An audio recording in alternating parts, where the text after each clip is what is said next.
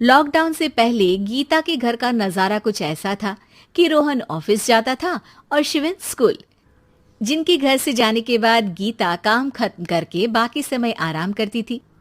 लेकिन लॉकडाउन के बाद ऑफिस और स्कूल घर में ही खुल गए और इससे गीता का हाल वो तो आपको देखने में ही मजा आएगा। शिवेन, ओ शिवेन, महाराज उठने के लिए क्या 21 तोपों की सलामी लेंगे? अरे बिस्तर से बाहर निकल, ऑनलाइन क्लास स्टार्ट होने वाली है।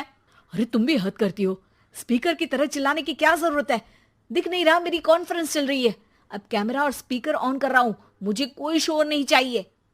इस पर जैसे ही रोहन लैपटॉप का कैमरा और स्पीकर ऑन करता है तभी कुकर की सीटी बजती है। करा लो अब इसे चुप। लॉकडाउन नहीं हुआ, मेरी मौत का फरमान जारी हो गया। दोनों बाप बेटे ने नाक में दम किया हुआ है। ऐसा बोलकर गीता वहां से शिविन के कमरे में पहुंच जाती है, जहां शिविन अभी भी सो रहा होता है। ओ आलसी, अब अगर 5 मिनट में नहीं उठाना तो आज तेरा गेम और यूट्यूब कैंसिल। माँ की बात सुनकर शिविन बिना 1 मिनट गंवाए उठ खड़ा होता है। उठ गया, अभी नहाकर भी आता हूँ। ये नाटक कहीं और, मुंह पर गीला कपड़ा मार और पढ़ने बैठ। शिविन की ऑनलाइन क्लास स्टार्ट हो जाती है, जिस पर गीता उसे वहां बिठाकर रसोई में चली जाती है। थोड़ी देर में उसे कमरे से कुछ आवाज सुनाई देती है, जिसे सुनकर वो कमरे में वापस आती है। हाय राम, तुझे क्लास अटेंड करने के लिए बोला था, कैमरा ऑफ करके बिस्तर पर नाचने के लिए नहीं बोला था। मम्मी मुझे कुछ समझ नहीं आ रहा, आप बाद में पढ़ा देना ना, वैसे भी अटेंडेंस तो लगी गई है। हाँ हाँ बेटा, जरूर बन जा। तू अभी से हम सबका बाप बन जा। अरे नहीं मतलब कहाँ से लाते हो इतना दिमाग, और पढ़ाई करते हुए ये चला कहाँ जाता है? नाइस क्वेश्चन, दिमाग से पूछकर बता दूंगा।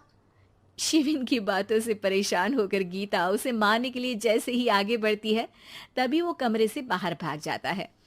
अब शिविन आगे आगे और गीता हाथ में चप्पल पकड़े उसके पीछे पीछे पूरे घर में दोनों घूम रहे होते हैं।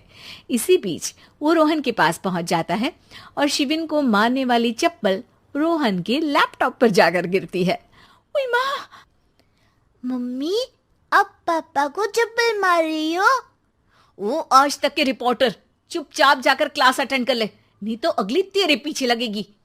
इस पर शिविन वहां से चला जाता है, जिसके बाद रोहन गीता से कहता है, इस सर्कस के लिए कुछ बोलना चाहोगी? अरे क्या करूं, जब से तुम दोनों घर में रहने लगे हो, घर अपने आप ही सर्कस बन गया है और मैं तुम्हारी नौकर। कभी बेटी को संभालो तो कभी बाप के नखरे उठाओ। इन्हीं सब उथल पुथल में दिन बीतते रहते हैं, जिसमें हर रोज घर के अंदर कुछ नया सियप्पा खड़ा मिलता है, जो ज्यादातर शिविन और रोहन के ऑनलाइन स्कूल और ऑफिस से रिलेटेड ही होता है।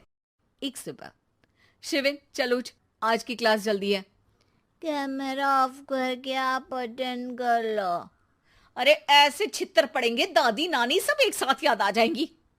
गीता की लाख मशक्कतों के बाद क्लास तो खत्म हो जाती है, लेकिन उसके बाद शिविन फोन इस्तेमाल करते हुए इंस्टाग्राम रील बनाने लगता है। रसोड़े में कौन था? तुम थी, मैं थी, कौन था? कौन था? हाँ, मैं गरीब हूँ, मैं गरीब हूँ। अरे ओ गरीब के बेटे, आजा, मैं बनाती हूँ तुझे गरीब। मैं बताती हूँ रसोड़े में कौन था। पढ़ाई करने बोलो तो इनकी माँ मर जाती है, और ये पागलपंतियां जितनी मर्जी करा लो। गीता शिविन को डांट रही होती है, तभी रोहन बीच में बोल पड़ता है। अरे बच्चा ही तो है, इतना गुस्सा क्यों कर रही हो? बेटे का साथ देने की इसी एक कोशिश में अब शिविन के साथ साथ रोहन भी गीता के गुस्से की सूली पर चढ़ जाता है। अगर बेटे पर इतना ही प्यार आ रहा है तो इसे क्लास अटेंड क्यों नहीं कराते, इसका होमवर्क क्यों नहीं कराते? उस समय तो बहुत जल्दी मीटिंग आ जाती है, वो काम मैं करूं और यहाँ इस बेफिजुली की चीज में तरफदारी करके बन जाओ महान। हे भगवान, कोई तो इनके ऑफिस और स्कूल खुलवाओ, मैं इन्हें और घर में नहीं सह सकती। अरे कुछ और मांग लेती, क्योंकि तुम्हारी ये विश इस साल तो पूरी होने से रही, कोरोना। हाय नास पिटे ने जिंदगी ही बर्बाद कर दी। खाए कोई पचाए कोई, कल मुझे चुन चुन कर सबको मेरी बद्दुआ लगेगी। उन्होंने दुनिया का और इन बाप बेटे दोनों ने मेरा जीना मुश्किल कर दिया। गीता वहां से चली जाती है, जिसके बाद रोहन शिविन से कहता है, अरे तुम्हारी मम्मी इतनी भड़की हुई क्यों है? आपकी वजह से पूरा समय घर में रहते हो और उस पर कोई काम कराने की जगह बस ऑर्डर देते रहते हो।